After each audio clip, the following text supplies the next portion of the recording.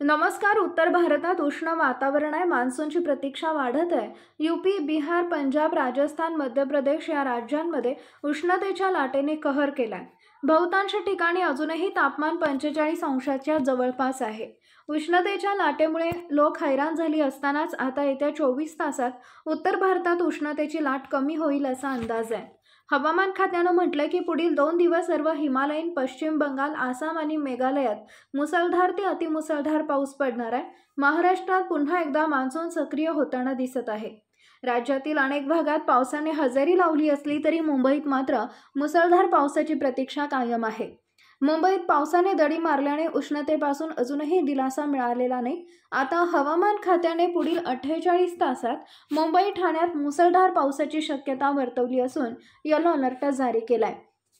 ठाणे आणि पालघरमध्ये 19 जूनपर्यंत मुसळधार पाऊस होण्याची शक्यता वर्तवली आहे. मुंबई, पुणे, ठाणे, पालघरसाठी हवामान खात्याने येलो अलर्ट जारी केलाय.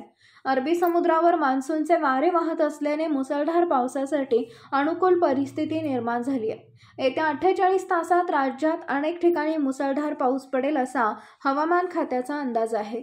नवीन अपडेट मिळवण्यासाठी आता लगेच आपल्या चॅनलला सबस्क्राईब करा. धन्यवाद.